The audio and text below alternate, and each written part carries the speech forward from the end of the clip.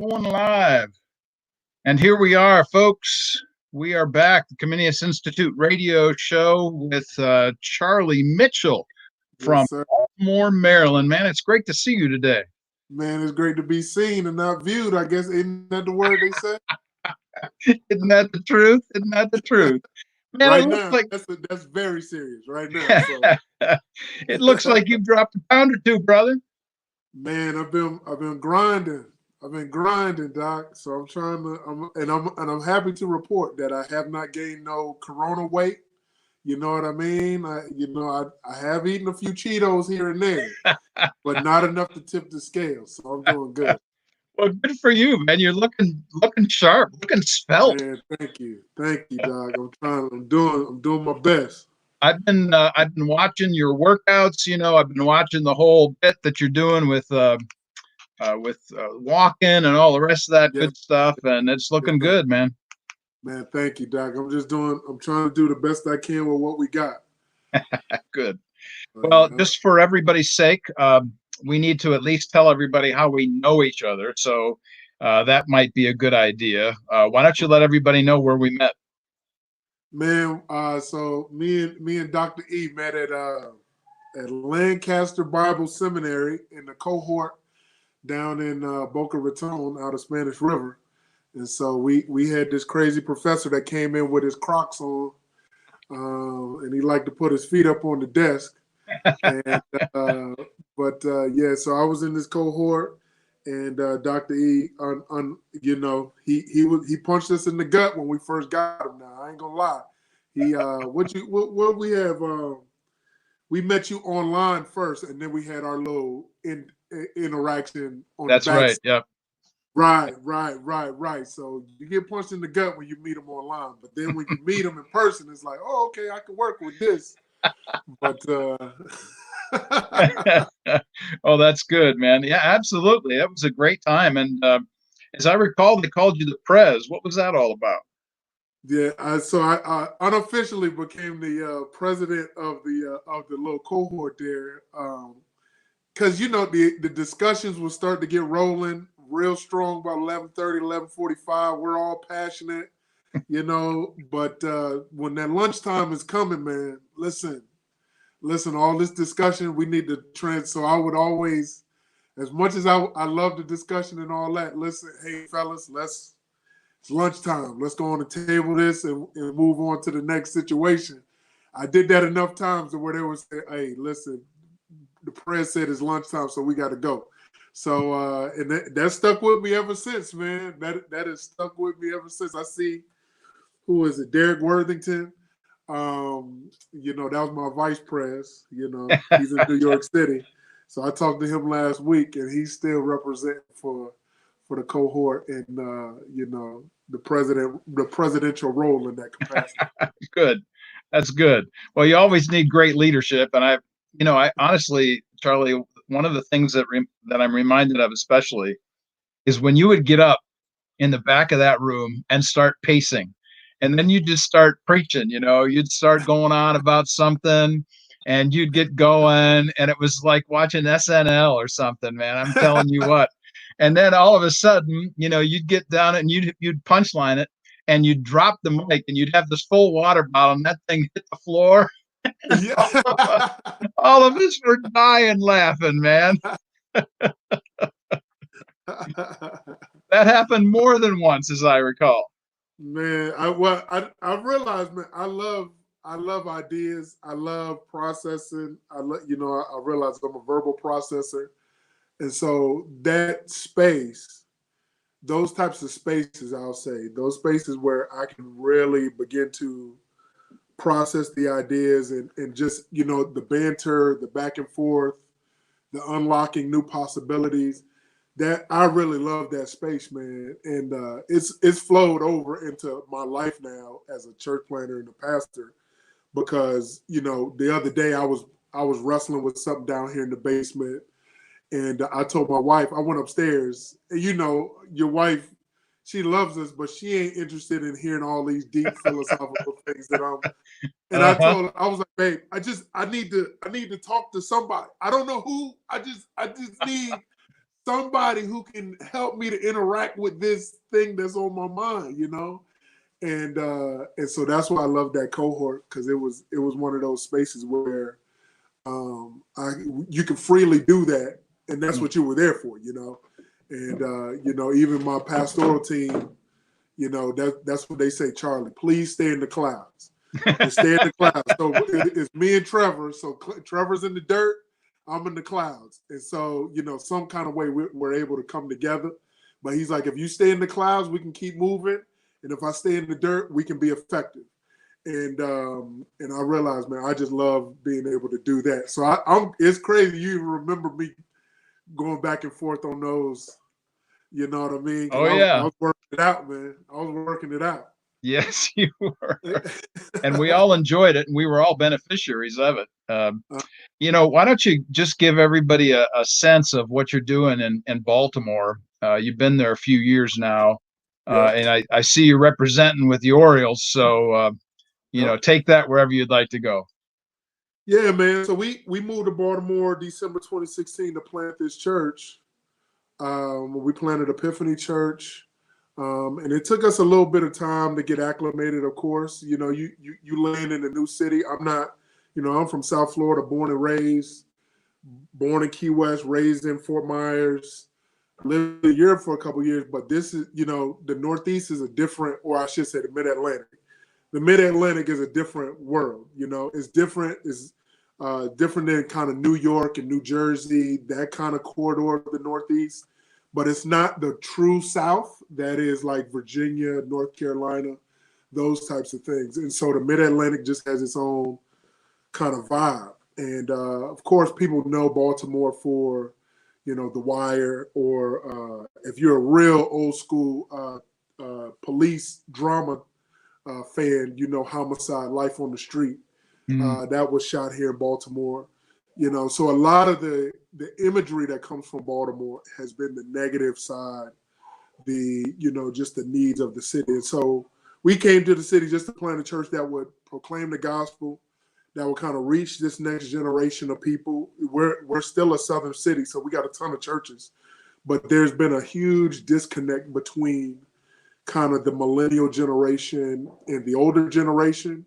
And then I think there's a distinction between the generations that are even coming behind millennials, Gen Z, and those that'll be after that. And so we've tried to put boots on the ground to be effective at preaching the gospel in a way that would be effective, but we can also make disciples of this kind of generation that's coming of age.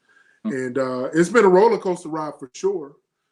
It's been a roller coaster ride for us internally, because we've just gotten beat up, you know, in the process. Spiritually, I think God has just taken us through a ringer in a process. And then church planting in and of itself is difficult. You know, it's like, I think they say if you're starting a business, an entrepreneur, you know, starting a bar, starting a restaurant, those are high risk investments. And we're right there as church planters, kind of in that high risk investment kind of space. And we've gone to people that are not necessarily looking for more religious goods and services. And so it makes it a little bit more volatile, but I like that because it just makes it more fun.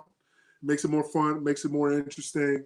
It's like the Wild Wild West. You got to kind of figure it out and think on your feet. And so, so that's what we've come to do, is kind of plant a church, see the kingdom of God proclaimed, and change the reputation of Baltimore, because we want to be a part of the kingdom spreading, you know, and not just being a place where you hear about murder and violence and poverty. But I want it to be known for discipleship and the power of God and transformation and impact, because the glory of God is at work here. That's a great word, man. And certainly one that you and your team are doing a great job with. You know, I love reading about what you're doing there, and I love seeing your Instagram posts and whatever else you're putting out that really resonate with the power of that city. Yes, you're right. You know, you've been through the ringer on lots of different issues, whether it be mayoral or police issues or whatever. Right. You know, you've been in a tough spot there. Tell us a little bit about considering the tough spot, you've got something going on called Pray 100. Yeah. Tell us about what that is and how that relates. Yeah, Pray 100 came about, just as the pandemic kind of, became a reality, and its impact became a reality. Like, we all remember, early March, this kind of being a distant thing. Maybe it was in the news, it sounded weird. And then that second week of March, it was like, oh, this is here, and it's going to have a profound impact on us. And, one of the issues I face as as a person is I got these health issues. I deal with kidney disease. And so when I realized that COVID-19 was going to really have an impact on people and their health, I kind of had an internal instinct that this would hurt African Americans at a different level, just because we have a lot of underlying medical conditions for a myriad of reasons. And I just told my team, I said, man, I think this is going to hit us hard. I don't know how bad, but it's going to be bad. But as I say those types of things in a leadership capacity, internally, I'm going, Charlie, you're at risk because you've got these things that you've been wrestling with for the last several years. And so when that type of reality weighed on me, I just felt like, man, I can't do anything. I'm a pastor. I want to go out and be on the front lines. I've moved my family to Baltimore so we can make a difference. This is a crisis. We're supposed to be on the front lines, doing what we know to do, helping, serving, caring, comforting, all those types of things. And I realized, Charlie, you're not going to be able to do those types of things in light of COVID-19.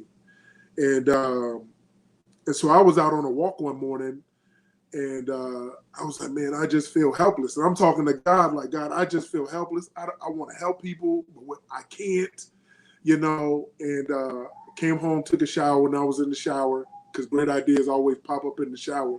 I was like, man, what if I could walk 100 miles? We didn't know how long COVID-19, we didn't know how long the lockdown was going to be.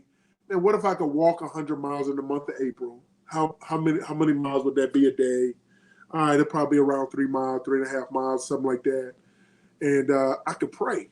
All right, Charlie, you can pray, And it's funny, as a pastor, I go, yeah, maybe prayer could be something you can do, And one of the things we've tried to tell our people and teach our folks is we don't want prayer to be our last resort. We want it to be our first response. And so often for many of us, I don't care if you're religious, irreligious, questioning faith, all of that. I don't care. When you hit rock bottom, you start talking to somebody, and I wanted to go from it being, I've tried everything else, and now, let me call God and see if he can help me out.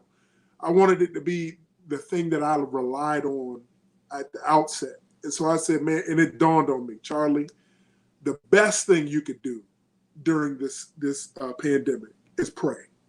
And so I was convicted by that, challenged by that. And so that's what I've done every day is I've gone out on this prayer walk to just kind of, first of all, I need my own sanity. So I got 3 little babies here at the house, 5, 7, and 9, so they're running me and my wife crazy. So I need to get out of the house for a few minutes. And so that physical activity and the endorphins and fresh air, that's helpful. But I wanted to make that an intentional time of me thinking about my neighbors, thinking about our church, thinking about our city, because we're all being affected by this. And what if I walked and prayed and invited the presence of God with every step that I took into our neighborhood and pray blessing over these homes that I walk past. Many of these folks are strangers, but man, I could just pray blessing over them and then just allow God to do what only he can do. And so that's what it's been, man. I'm over 90 miles or so. We got a few more days to go. And we're going to do over 100 miles by the time, by April 30th. And it's just been incredible because I've connected with people all over the world, literally. So I've got some friends that have reached out from the UK. So they go walking every day with their family, praying for their neighbors, you know, and throwing up the hashtag Pray100. I've got my little sister down in Fort Myers. She's been praying every day with my nieces, you know. So I've got friends in all over the place. Guys, pastors have invited their churches to be a part of it, you know, in Iowa and, you know, Arizona and all California, individuals, churches, organizations, groups, my wife's coworkers that don't even know me really, but saw the stuff. And so it's been amazing to see what God could do if you're just willing to kind of open up your mouth and invite God along with you as you go about your day. That's fantastic. The idea, of course, that you are a pastor and participating in prayer on the streets, you know, that's kind of a cool thing to think about. Yes, sir. You had said something to me about the issue of doing this kind of thing in wartime. You had sent me a note about that. Explain that. I wasn't even quite sure what to make of it. Yeah, I think one of the things I've been frustrated with is kind of the response I've seen from pastors and leaders during this season. I know the pandemic has like caught everybody off guard. Nobody was planning on this in January, of course. But I felt like, you know, when it comes to crisis, I thought that's what I was trained for. Is leaders are here so that when there is chaos, that's when leadership is required to help lead, so that there isn't this sense of just anarchy and lawlessness. And we need somebody that's going to help bring clarity. And I felt like as pastors, I saw us scrambling more to preserve kind of what was comfortable over and above like really trying to help our people to gain a sense of clarity and rootedness in the midst of this crisis.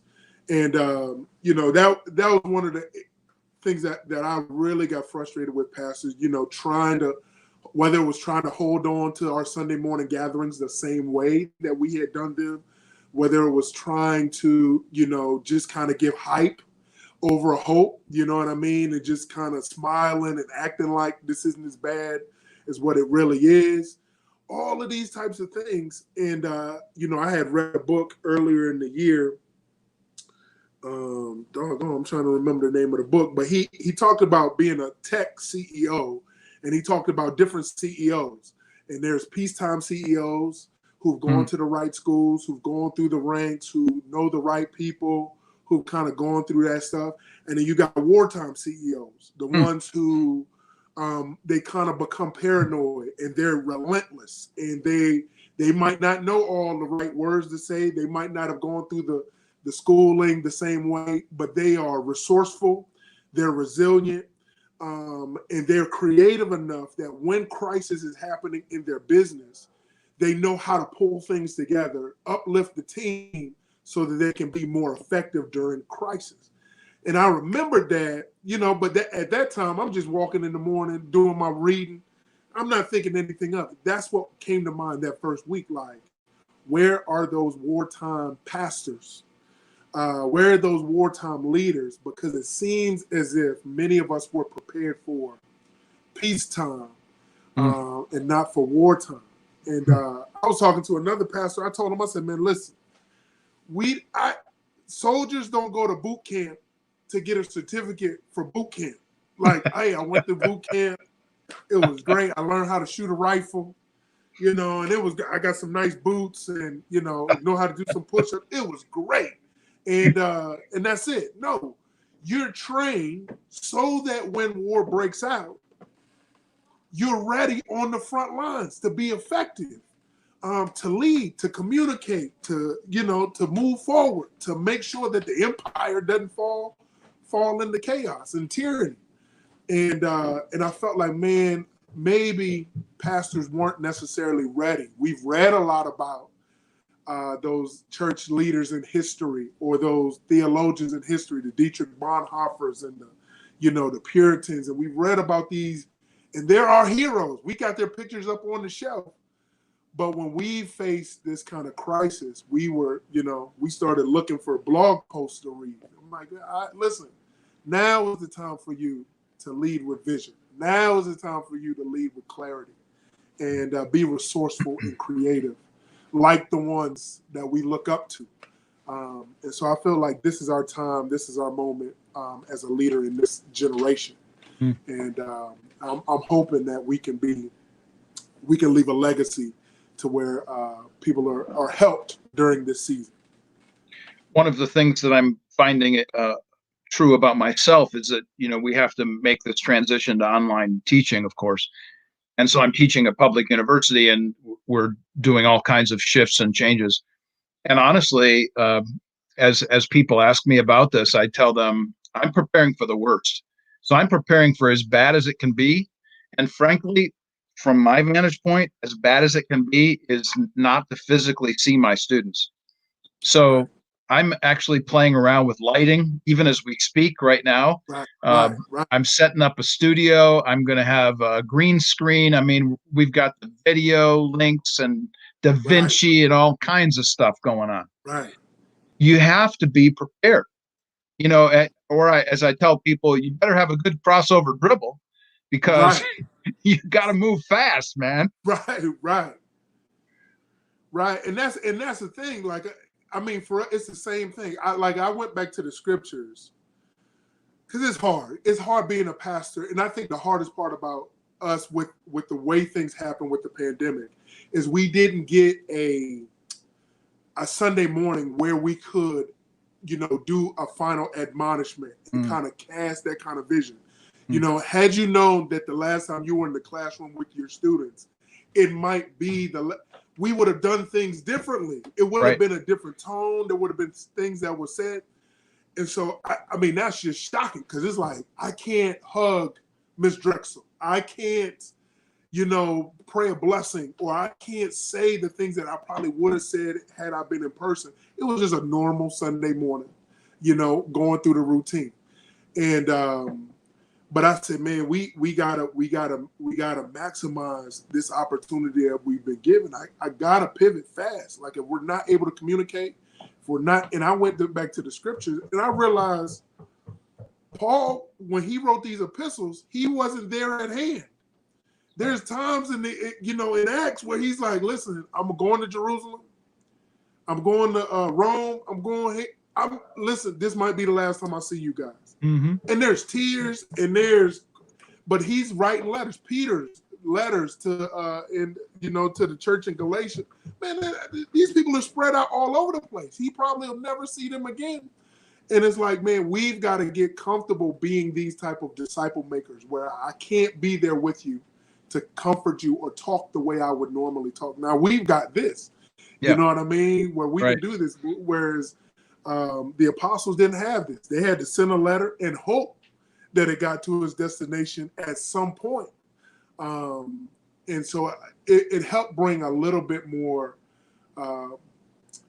just blessing to my soul to know that we're not doing this in a vacuum. This isn't the first time this has happened in history. Yeah, distance learning's been going on for a long time. For a long time. And so get good at distance learning. That's what I've been challenged to do. Yeah. Sound like what you've been doing, you've been pivoting. It's like, man, I just got to get good at the tools that have been given to me and being clear, being effective in this format. It's not what I like. It's not what I'm used to. Right. But doggone it, I want to master it. If this is, like you said, if this could go on for a long period of time, I want to be good at it. And I don't want to lose footing because I just felt uncomfortable and it's not the norm. Yeah, absolutely agree. Well, with that said, then, how do you see the future of church planning? I mean, this is going to be a big shift, I would imagine, not just for you, but for everybody that's doing this. Yeah, I think church planning is going to, I mean, so much is going to change in the future because of this. I think, I'm realizing how much is affecting last 6-7 weeks, how much has changed in our household. just the habits, how we do things, how we interact with the world.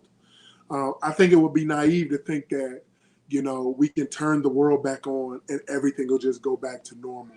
Mm. There are thoughts, and precautions going through our minds. Like I talked to my little sister this morning, and she's like, man, my nieces are going to have a graduation for their Honor Star program. Mm. And she's like, I don't know if we're going to be a part of it. If it's at a building with a bunch of people, I'm not thinking we're going to be able to do that, And just seeing the early reports out of China, even though they're starting to open things back up, people are not in a hurry to just jump back out into society like that. And so as a planter, I think this is going to be a new era where we're engaging people differently than we already were. I remember coming to Baltimore, and our philosophy was on the block. That's kind of the terminology my pastor and mentor, Pastor Doug Logan, had kind of crystallized. Like, listen, we're going to be on the block with the people.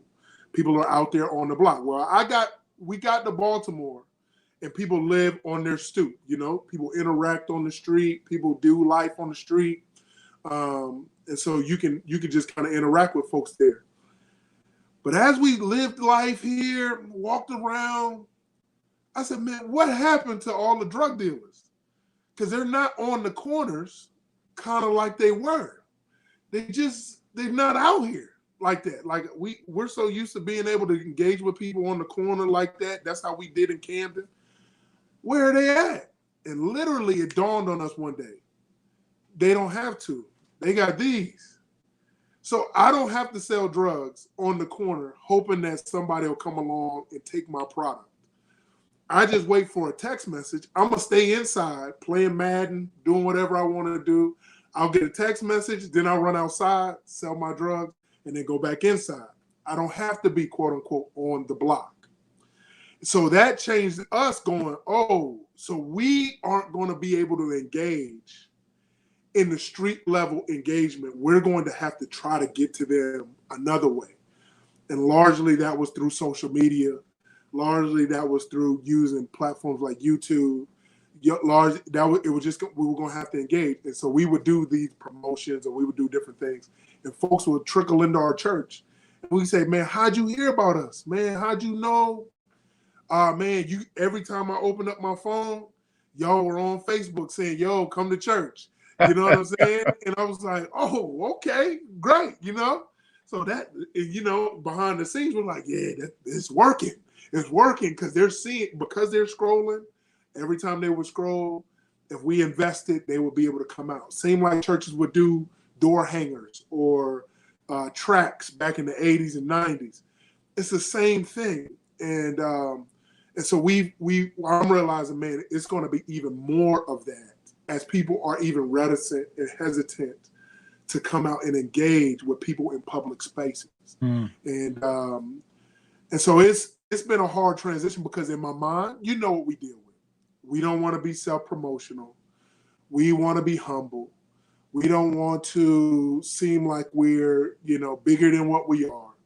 All of those types of, kind of themes come up in our heart and our mind because it seems like you're trying to promote your own platform. But at the end of the day, this is where the bulk of the people that we care about are. I mean, I don't care. Like it's with a lot of people in my church, they're anti-technology, and we've had to fight. Like, listen, this isn't about technology. This isn't even about Facebook. This is a tool that you can use to connect with people or not. Now, there's a lot of craziness on there. There's a lot of bad stuff on there. Great. But I'm not saying you got to use it like that.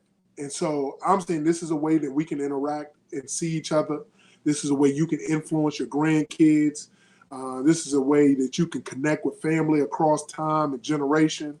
My dad died in 1996. And, my uncle sent me a screenshot of him on a videotape. Mm. And I told my uncle, I said, Uncle, I need to see it. Like, I haven't seen a video of or heard his voice in decades. So would it be possible for you to get that digitized so we could so me, my little brother, and my little sister could see that content? And now that content, if it gets digitized, it'll live on forever. Now my great grandkids could potentially see my father. You know what I mean? And so I'm like, okay, we've got to have that type of vision, that type of ingenuity, that type of creativity to not get stifled by how the world has used these tools, but how the kingdom of God could be potentially spread through these tools. And I think that's what church planners are going to have to lean in heavy in this next season, is caring for people, loving on people, influencing people through situations, through conversations, just like we're doing right here. Right. Yeah, finding a way to do even our radio interviews. With HB and I, we did, how many did we do? Over 200 episodes. Right. And it was always going to a place, to a space, to an office, whatever. And he wrote to me last week. I had just kind of tried this out with my tech guy, he and I, and just to see how this was going to work. And HB wrote a little note, #evolving. And then, we talked afterwards, and I said, man, you could always be my brother. And he said, yeah, man, that doesn't, nothing's changed. Nothing like that is ever going to change. But what changes is how we go about doing this. So I tell people that the real questions are not why and what. The real questions are how and when. How are you going to do it? What's the method? What's your approach? And then when is it going to be most advantageous to communicate with people? Right. Yeah, I see this, just kind of continuing, even a conversation like this continuing into the future. Doing this, you and I again, I can see this happening on a regular basis, just in the sense of, hey, I need a good word, I need some encouragement, whatever. Yeah. Yeah, absolutely. I mean, everything else seems to have evolved in that regard. You can get counseling like this. You can do all kinds of things like this. And that's why I'm challenged. Like, man, why is it that the church seems so hesitant, to use these tools when literally we would not have the scriptures were it not for the Pax Romana, were it not for somebody being willing to deliver and transport across these roads, we wouldn't have this. We wouldn't have Bible without a printing press. And so for us in this generation, a lot of this, getting good at Zoom, trying out these new tools, pushing into different spaces. We don't have to be left out of that conversation saying that I've got to be, it's not legitimate if it's not in a church behind a pulpit. Come on, man. Jesus wouldn't know half the stuff we do in our churches today. All of that stuff will be foreign to him. And so for us, I feel like this is our moment to kind of step into it and become the next iteration of what the church could look like. Sure. It's a good word, man. I really appreciate your time today. I know you're busy. Any final thoughts here as we take off? Nah, man, I'm just so honored to come and hang out with you. Anytime I get to hang with you is a real honor, man. And man, this has been one of the most life-changing, shifting seasons in a short amount of time. And I'm excited on the one hand to see what God does with it, because I know he doesn't waste anything. And at the same time, I don't know what to expect, as the days go forward. But I know this is going to be the beginning of a new world that we enter into. And I want to walk into it with some optimism. And so that's the hope that I leave with my people, and that's the hope I want to leave with your audience. Hey, it is rough right now, but God is going to meet us on the other side of it, and he's walking through it with us in the meantime. So we can take confidence in that. There it is. Charlie Mitchell, Epiphany Church, Baltimore, Maryland. Man, thanks again for being with us today. Man, thank you so much, Dr. E, for calling me up. And anytime, brother, I'm always down to hang out with you. Excellent. All right, man. Until the next time. Yes, sir. Talk to you soon. All right. Bye for now.